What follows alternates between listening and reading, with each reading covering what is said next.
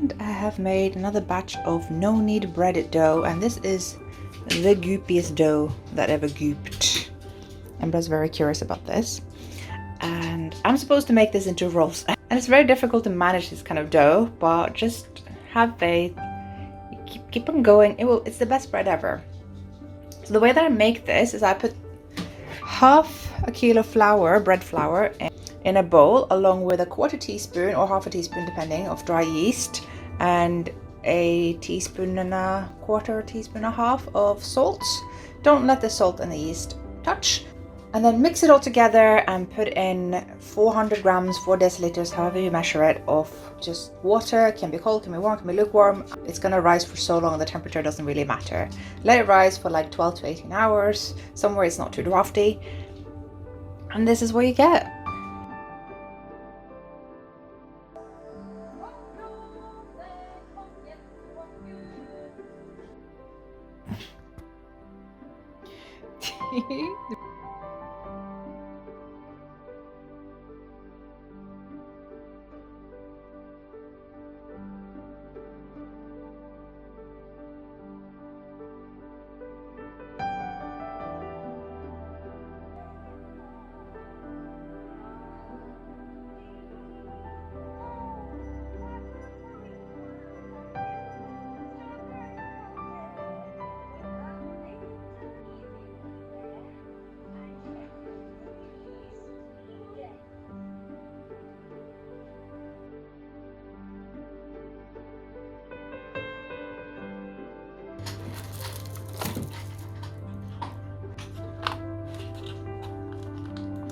En blad, skal du ha? Du sitter.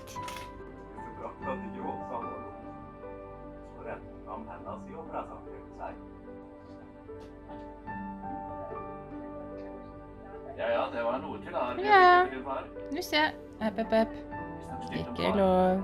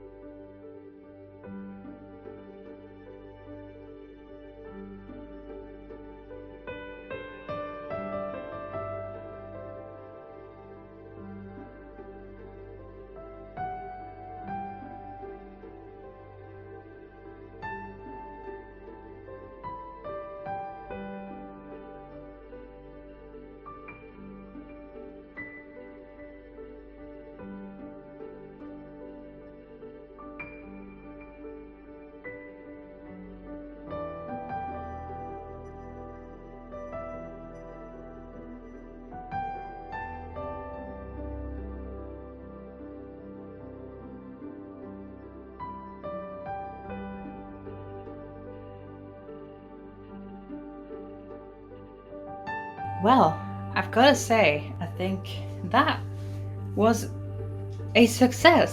I did not think I would be able to do this with my kind of lackluster oven that doesn't even have the fan setting that I normally need to do this kind of crispy skin thing.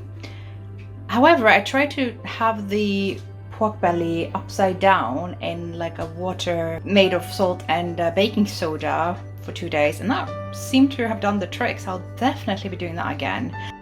There's a limit to how much I can be bothered to do for just one person, so I have made this with mashed potato from the ground up and some Brussels sprouts. Normally you would have this with sauerkraut, cooked whole potatoes and a sauce and some extra sausages and things, and lingonberry jam, so important for my family.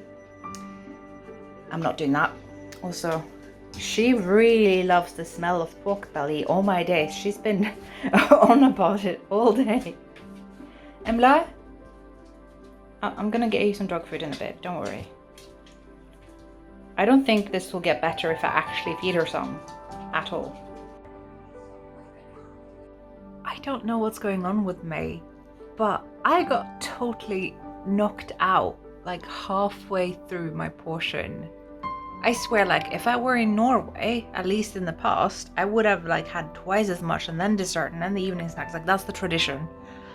And I can't do it anymore.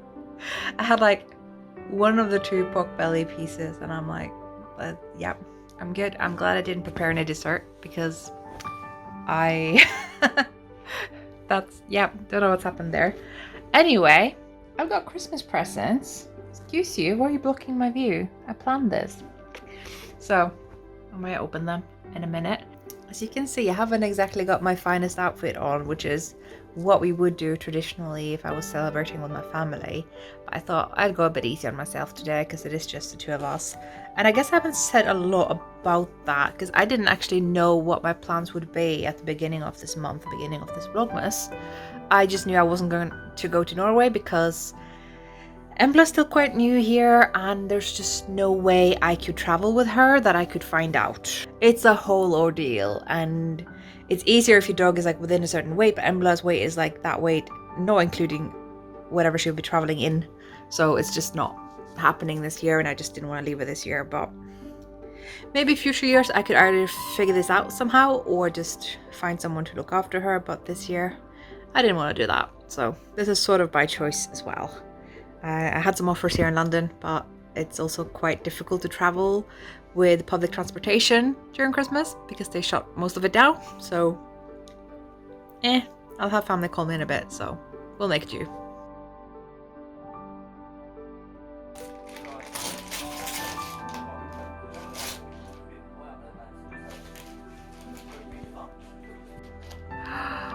Come there!